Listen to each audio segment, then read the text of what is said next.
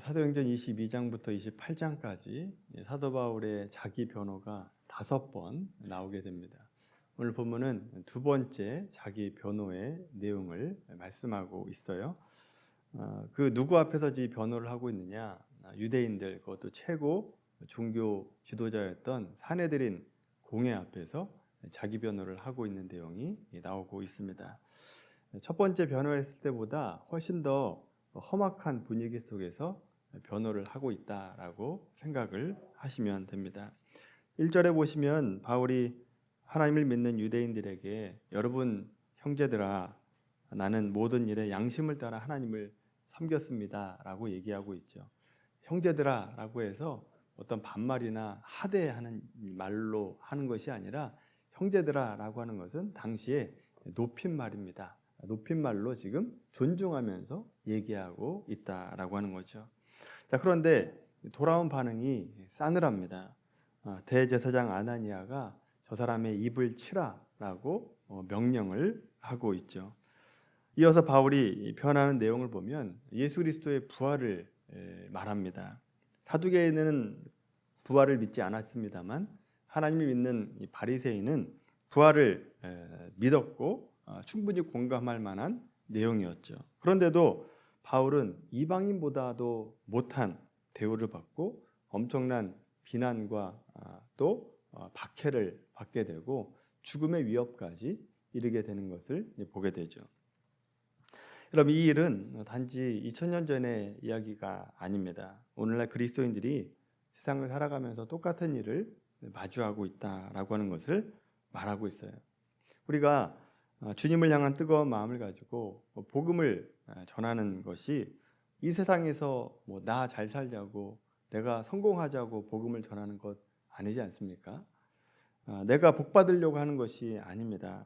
예수님 믿는 게 너무 좋으니까 다른 사람에게도 예수님을 믿게 하려고 복음을 전하는 것이다 라고 하는 거죠. 그래서 그들에게 섬기고 대접하고 친절하게 대하려고 애를 쓰죠. 자, 그런데 돌아오는 반응은 어떻습니까? 또 교회 얘기하고 있네 라고 말하거나 고리타분한 얘기로 취급을 한다라고 하는 겁니다. 심지어 화를 내는 분들도 있습니다. 내 앞에서 더 이상 교회 얘기하지 말라라고 경고를 하듯이 말하는 분들이 있죠. 그럴 때면 우리는 어떤 생각을 갖냐? 하나님 왜 저 사람들은 이해를 못합니까? 왜 저 사람들이 이 좋은 것을 받아들이지 않습니까? 이 속상해할 때가 얼마나 많아요? 자, 그럴 때마다 우리가 하나님 앞에 하소연하듯이 합니다. 하나님, 저 사람의 마음을 좀 움직여 주시고 열어주시고 또 내가 말하는 것을 좀 이해할 수 있도록 좀 도와주십시오. 그렇게 하나님 앞에 하소연하고 그렇게 하다가 뾰족한 답이 안 나오니까 결국은 전도를 포기하는 경우가 속출하게 되는 거죠.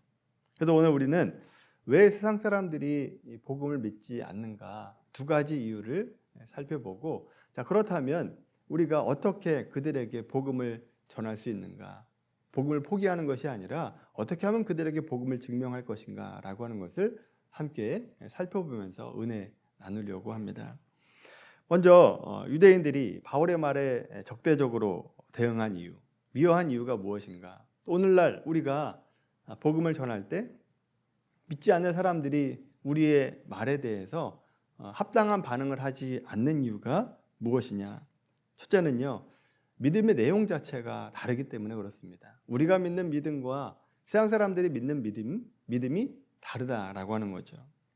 여러분, 사람은 누구나 본능적으로 종교심을 가지고 있습니다. 그래서 우리 그리스도인들이 가진 믿음이 진짜 믿음이고 유일한 믿음이다라고 말하는 것처럼 세상 사람들도 각자 나름대로의 믿음을 가지고 있어요. 신앙심을 가지고 있다라고 하는 겁니다. 똑같은 신앙이다, 믿음이다라고 얘기를 합니다만 기독교의 신앙과 세상의 신앙은 완전히 다릅니다. 왜? 뭐가 다르냐? 그 누구를 믿느냐라고 하는 것이 다릅니다. 가장 큰 차이점은 우리는 창조주 하나님을 믿습니다. 반면에 세상 사람들은 자기의 생각을 믿죠. 자기가 만들어낸 철학과 종교를 믿습니다. 세상 사람들이 가진 종교는 결국 사람이 만든 종교에 불과하다라고 하는 겁니다. 다른 말로 하면 철학이 만들어낸 생각에 불과하다라고 하는 거죠. 여러분, 철학의 역사를 살펴보면 오늘날 서양 사람들이 왜 그런 생각을 하고 있는지, 또 서양에서 일어나는 현상이 왜 이런 현상이 나오는지를 조금이나마 좀 이해를 할 수 있게 됩니다. 간단하게 철학의 역사를 말씀을 드리겠습니다. 어려울 수 있는데 간단하게 말씀을 하는 거니까 잘 들어보시면 이해가 될 겁니다. 여러분, 철학이라고 하는 것은 진리를 추구하는 겁니다. 진리가 뭐냐라고 하는 것을 사유, 생각을 통해서 찾아가는 거죠. 그게 철학입니다. 인간은 생각하는 존재니까 역사적으로 계속해서 철학과 어떤 사상과 또 이성과 윤리와 도덕 이런 것으로 철학을 추구했습니다. 진리를 추구했다라고 하는 겁니다. 진리가 무엇인가를 생각했어요. 절대자가 누구인가를 생각하면서 살아왔다라고 하는 거죠. 자, 그러다가 1781년에 칸트의 순수이성 비판이라고 하는 책이 나오면서 철학의 방향을 바꿔놓습니다. 순수이성 비판이라고 하는 게 뭐냐? 말이 좀 어려운데 이런 겁니다. 순수이성이라고 하는 것은 인간의 경험이나 어떤 과학에 의존하지 않고 순수하게 생각하는 능력입니다. 그러니까 순수하게 생각하는 능력. 어떤 다른 외적인 환경을 배제하고 순수하게 생각하는 능력이 순수이성이다라고 하는 거죠. 자, 그런데 인간은 세상을 바라볼 때 순수이성으로 세상을 바라보지 못한다는 겁니다. 자기의 경험과 지식과 철학, 과학 이런 걸로 자기만의 선입견을 만들어 가지고 그 선입견을 가지고 세상을 바라본다라고 하는 거죠. 이렇게 자기가 만든 틀 안에서 생각을 하고 보니까 이성이나 과학으로 증명할 수 없는 어떤 영원이나 하나님이나 기적 같은 것을 인정하지 않는다라고 하는 거죠. 결국 칸트가 얘기하는 순수이성 비판이라고 하는 것은 뭐냐 하면 인간은 스스로의 힘으로는 하나님, 절대자를 알 수 없다는 겁니다. 그게 순수이성 비판입니다. 자, 그래서 이 순수이성 비판으로 인해서 어떤 철학이 나오냐면 해겔의 변증법이 나옵니다. 변증학이 나와요. 이 변증학은 뭐냐 하면 우리가 절대자를 찾아가는 게 철학이었는데 우리 순수이성 비판으로 우리가 절대자를 찾을 수 없다고 하니까 자, 그러면 변증법으로 우리가 찾아가 보자라고 하는 겁니다. A와 B 사이에 좋은 것만 취득해서 C라고 하는 것을 만들자라고 하는 게 변증법입니다. 자, 이렇게 좀 더 나은 것, 좀 더 가치 있는 것, 좀 더 나은 선을 찾아가자라고 하는 철학으로 방향이 바뀌었다라고 하는 거죠. 자, 그런데 이것도 나중에 어떤 벽에 부딪히느냐? 철학의 절대적인 목표가 없으니까 도대체 뭐가 가치 있는 거냐? 뭐가 도대체 옳은 것이냐라고 하는 절대 기준이 없습니다. 절대 기준이 없으니까 A와 B 사이에 뭐가 옳은지 진리인지 선인지를 알아낼 수가 없다라고 하는 거죠. 방향을 놓쳐버리게 됩니다. 자, 그러다가 이제 오늘날 철학은요, 실존주의 철학입니다. 실존주의라고 하는 것은 진리를 찾기보다는 개인의 자기의 책임, 어떤 선택, 자유를 더 중시하는 게 실존주의입니다. 인간의 자유를 강조하죠. 별로 진리에 대해서 별로 관심이 없습니다. 이것이 이제 더 나아가서 오늘날 어디까지 이르렀냐? 오늘날에는요, 우리가 말하는 것은 포스트 모더니즘 시대에 우리가 살아가고 있죠. 이 포스트 모더니즘이라고 하는 것은 절대 진리는 없다는 얘기입니다. 절대 진리는 없다. 우리가 지금 그런 세대에 살아가고 있어요. 절대 진리는 없다라고 얘기하는 시대에 살아가고 있죠.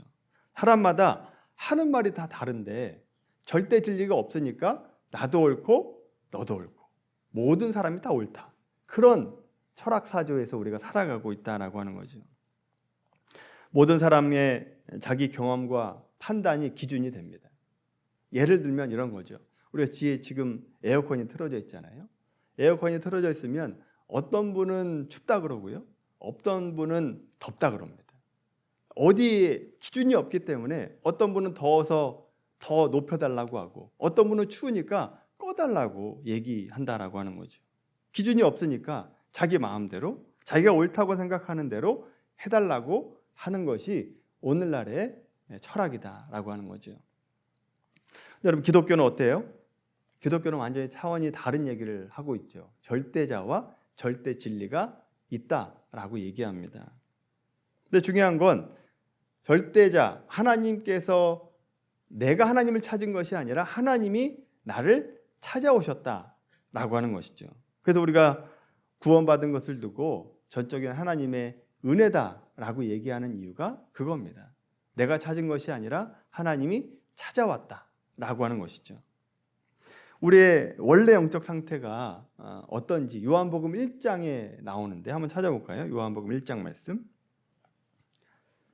저 여러분들이 하나님을 알지 못했을 때의 영적인 상태, 요한복음 1장 5절 말씀입니다. 1절부터 5절까지 말씀인데 5절 말씀만 같이 한번 읽겠습니다. 시작. 빛이 어둠에 비치되 어둠이 깨닫지 못하더라. 아멘. 이 빛은 예수님을 말씀하고 있는 거예요. 예수님께서 이 땅에 오셨습니다. 그런데 그 빛을 알아보는 사람이 없다라고 하는 겁니다. 어둠 가운데 빛이 비추는데 그 빛을 깨닫지 못한다라고 하는 거죠. 우리가 영적인 장님이었습니다. 예수님이 눈앞에 있는데도 불구하고 예수님을 알아보지 못한 상태였다라고 하는 거죠. 그런데 어느 날 예수님을 보게 되었고 믿게 되었다라고 하는 거죠. 우리가 어떻게 예수님을 보고 믿었는지 설명할 방법이 없습니다. 우리 쪽에서 설명할 방법이 없어요. 하나님이 먼저 찾아오셨기 때문이다라고 하는 거죠. 그래서 우리 모두가 각자 다른 방법으로 구원을 받았습니다만 분명한 것은 나는 죄 어둠 속에 있었습니다만 예수님께서 먼저 찾아와 주시고 나를 만나 주셨습니다. 라고 하는 간증만큼은 똑같이 하게 된다라고 하는 거죠. 그래서 여러분, 첫 번째 바울의 변호에도 그렇고 오늘 두 번째 바울의 변호에도 보시면 철학적으로 그 사람들을 이해시키려고 하는 노력이 없습니다. 논리적으로 이성적으로 그들에게 접근하고 있지 않다라고 하는 거죠. 그냥 주님이 나를 찾아오셨고 나는 주님이 찾아오시고 주님께서 나에게 시키신 일을 한 것뿐입니다. 그리고 바울은 예수 그리스도의 부활을 말하죠. 증명하려고 하지 않습니다. 부활하신 예수님을 말하고 있다라고 하는 거죠. 결국 본문에서 바울의 말을 이해하지 못하는 유대인들은 왜 이해하지 못하는가? 바울은 절대자이신 하나님을 만났고 진리를 따라가는 사람인데 반해서 유대인들은 하나님을 알지 못하고 진리를 발견하지 못한 사람들이기 때문에 이 둘이 만나서 대화를 하니까 대화가 통하지 않는다라고 하는 거죠. 당연히 반발이 일어나게 되는 거죠. 오늘날 우리가 복음을 전할 때도 생각해 보십시오. 하나님이 나를 찾아오셔서 하나님이 나를 만나 주셨습니다. 그런데 믿지 않는 사람들에게 하나님을 증명하려면 증명이 안 됩니다. 보지 못한 사람에게 빛을 보여준다고 빛이 있다라고 얘기하지 못한다는 거죠. 보지 못하니까 빛을 증명해낼 방법이 없습니다. 그래서 우리가 하나님과 진리에 대해서 말을 하면 그 사람들은 그건 네 생각이지 라고만 한다라고 하는 거죠. 너가 기독교가 최고다라고 얘기하는 것처럼 나도 내가 믿는 게 최고라고 생각한다. 왜 너만 옳다고 말하느냐? 잘나지도 않았으면서 이렇게 반응을 하는 거죠. 이처럼 믿지 않는 자들이 반발하는 이유가 믿음의 내용이 다르기 때문이다라고 하는 것을 이해하셔야 됩니다. 두 번째로 유대인들이 바울을 공격하는 이유, 바울의 말이 유대인들의 삶의 기반과 정체성을 흔드는 내용이기 때문에 그렇습니다. 바울이 지적하는 건 이겁니다. 유대인들이 평생 지켜왔던 율법과 할례와 성전 제사들, 이것들이 의미가 없다라고 하는 겁니다. 유대인들은 그것을 통해서 자기의 의를 쌓았거든요. 하나님을 섬기는 길이고 구원의 길이고 자기가 사회적으로 지위와 명성을 쌓는 길이 율법을 지키고 할례를 행하고 성전 제사를 하는 것이었다라고 하는 거죠. 그런데 바울이 나타나서 여러분들이 하는 그 모든 것들은 완전한 의에 이를 수 없습니다. 예수를 통해서만 우리가 완전한 의에 이르고 구원받을 수 있습니다. 라고 얘기하는 거죠. 이 얘기를 유대인들이 들었을 때 어떻게 반응했습니까? 아, 그렇구나. 새로운 길이 있구나 라고 반응한 것이 아니다라고 하는 거죠. 그건 마치 당신들이 쌓아왔던 평생 쌓아왔던 그 공든탑은 모래성 위에 쌓은 것에 불과합니다 라고 얘기하는 사형선고에 불과했다라고 하는 거예요. 그렇게 받아들였습니다. 결국 그들은 자기 정체성을 지키기 위해서 바울을 변절자, 이단의 수괴라고 하는 것으로 몰아붙이게 되고 공격할 수밖에 없었다라고 하는 거죠. 이런 일이 오늘날 우리에게도 똑같이 일어나고 있습니다. 세상은 뭘 위해 살아가고 있습니까? 세상의 성공과 또 돈과 명예, 자기 성취를 위해서 살아가고 있죠. 그것을 가장 좋은 가치라고 생각하고 탑을 쌓고 있다라고 하는 겁니다. 거기에 우리가 가서 뭐라고 얘기합니까? 그렇게 하는 것도 좋은데 그런 것들은 영원한 만족을 주지 못합니다. 구원에 이를 수 없습니다. 예수님만이 길과 진리요 생명입니다 라고 얘기를 하죠. 그러니까 그들이 그 얘기를 받아들이지 못합니다. 불편해하죠. 왜냐하면 우리가 하는 말이 그들이 살아왔던 생활의 그 방식을 정면으로 비판하고 있기 때문에, 너의 삶이 잘못됐다라고 얘기하고 있기 때문에 그들이 받아들이지 못하게 되는 겁니다. 그러니 우리를 향해서 방어적이고 공격적인 태도를 취하게 되는 거죠. 여러분, 이것이 오늘날 우리가 겪고 있는 갈등의 원인이고 바울이 지금 오늘 본문에서 겪고 있는 갈등의 원인이 된다라고 하는 겁니다. 자, 그렇다면 우리는 절대자인 하나님을 알고 또 믿는 자로서 아직 하나님을 알지 못하고 믿지 않는 자들에게 우리 어떻게 복음을 전할 수 있겠습니까? 나도 옳고 너도 옳다라고 생각하는 사람들, 세상의 가치를 가장 최우선순위로 두고 살아가는 사람들에게 우리가 어떻게 절대자, 하나님, 그리고 진리를 어떻게 증명할 수 있느냐라고 하는 거죠. 여러분, 여기에 대한 성경의 답이 놀랍도록 명확합니다. 말로 논쟁하지 말고 삶으로 보여내라 라고 얘기합니다. 말로 얘기하지 말라라고 하는 겁니다. 백문이 불여일견이다 라고 얘기하는 것과 같이 100번 듣는 것보다 한 번 보는 게 낫다 라고 하는 것처럼 유창한 말로 하나님을 증명하려고 하지 말고 너의 삶으로 복음을 증명해내라 라고 말씀하고 있다라고 하는 거죠. 마태복음 5장 13절 말씀 찾아보겠습니다. 마태복음 5장 13절부터 16절까지 말씀입니다. 신약성경 5페이지입니다.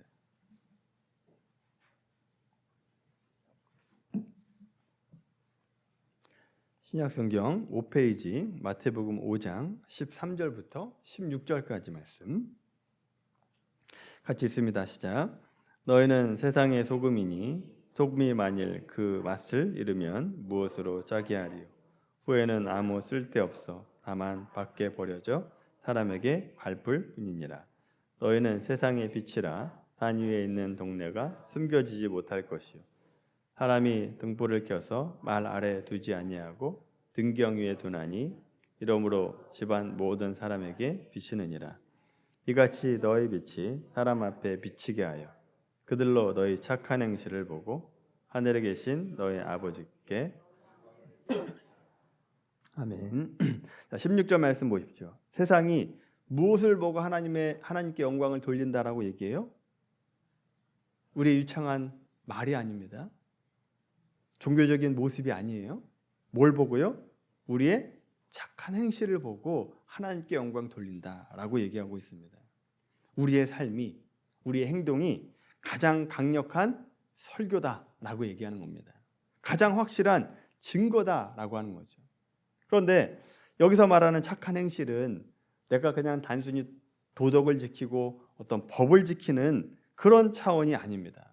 거기보다 훨씬 더 앞에 나가야 돼요. 세상 사람들도 그 정도의 착한 일을 얼마든지 한다라고 하는 거죠. 주법병신이 투철한 분들은 얼마나 법을 잘 지킵니까? 윤리도덕 얼마나 잘 지키는지 몰라요. 그거보다 한 걸음 더 나아가야 된다라고 하는 거죠. 그게 뭐냐?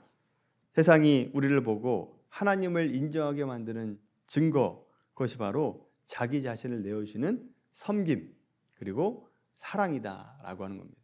자기를 희생하는 섬김과 사랑이 있어야 된다라고 하는 거죠. 세상의 논리는 뭡니까? 세상에서 얘기하는 건 너 자신을 위해서 살아라. 네 행복이 최고다라고 얘기합니다. 그런데 주님은 죄인을 위해서 자기 자신을 내어주셨습니다. 죽기까지 사랑하셨다라고 하는 거죠. 세상의 지혜는 너의 권리를 챙겨라 라고 얘기합니다. 그러나 주님은 오른뺨을 맞거든 왼뺨도 돌려대라 라고 말씀하고 있다라고 하는 거죠. 세상에서 성공 법칙, 성공하려면 가장 먼저 너 자신을 먼저 챙겨야 된다라고 말하지만 주님은 으뜸이 되고자 하면 뭘 하라고요? 모든 사람의 종이 되어야 된다라고 말씀하고 있다라고 하는 거죠. 이것은 세상의 방법으로, 세상의 원리로는 도저히 이해할 수 없는 삶의 방식이 되는 겁니다.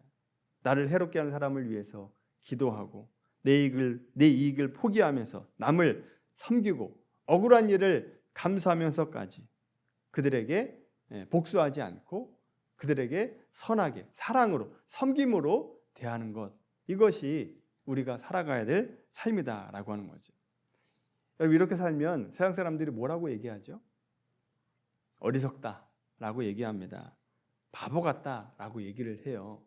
근데 여러분, 그 어리석음이요, 그 바보스러움이 꾸준하게 이어지면 어떻게 되는지 아십니까?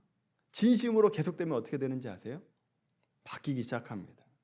세상이 질문하게 돼요. 대체 당신은 뭘 믿기에, 당신이 믿는 하나님이 어떤 분이기에 당신이 이렇게 손해를 보면서까지 사랑하십니까? 라고 묻게 된다고요. 그 어리석음과 모자람을 넘어서야 됩니다. 한참 넘어서 꾸준하게 이어지면 이런 질문을 하게 된다라고 하는 거죠. 도대체 무슨 힘이 당신들을 저렇게 만들고 있습니까? 라고 질문을 하게 된다고요. 여러분, 그 질문이 터져나오는 그 순간이 하나님을 증거하는 가장 영광스러운 순간입니다. 가장 영광스러운 순간이, 그리스도인으로서 가장 영광스러운 순간이 뭐냐? 세상 사람들에게 당신이 믿는 하나님이 어떤 분이길래 당신은 그렇게 사십니까? 라고 하는 게 가장 영광스러운 순간이 되는 거죠. 우리의 삶이 그들의 굳은 마음에 조그만 틈을 내게 되고 그 틈 안으로 복음의 빛이 들어가는 순간이 된다라고 하는 것입니다. 여러분, 아직 은혜를 경험하지 못하고 세상 논리에 맞춰 살아가는 사람들에게 우리가 복음을 전하는 방법, 날카로운 논리가 아닙니다. 철학이 아닙니다. 더 따뜻한 사랑과 섬김이 필요하다라고 하는 거죠. 똑똑한 머리가 아니라 기꺼이 썩어져가는 미랄과 같이 겸손하게 섬기고 사랑하는 마음이 우리에게 필요하다라고 하는 겁니다. 여러분, 이번 주 한 주 이 세상 속에 살아가시면서 여러분의 논리로 세상을 항복시키려고 하지 마시고 여러분의 삶과 행동을 통해서 여러분의 안에 있는 예수 그리스도를 보여내는 삶이 되기를 바랍니다. 여러분의 삶을 통해서 하나님을 궁금하게 만드는 삶이 되시길 바랍니다.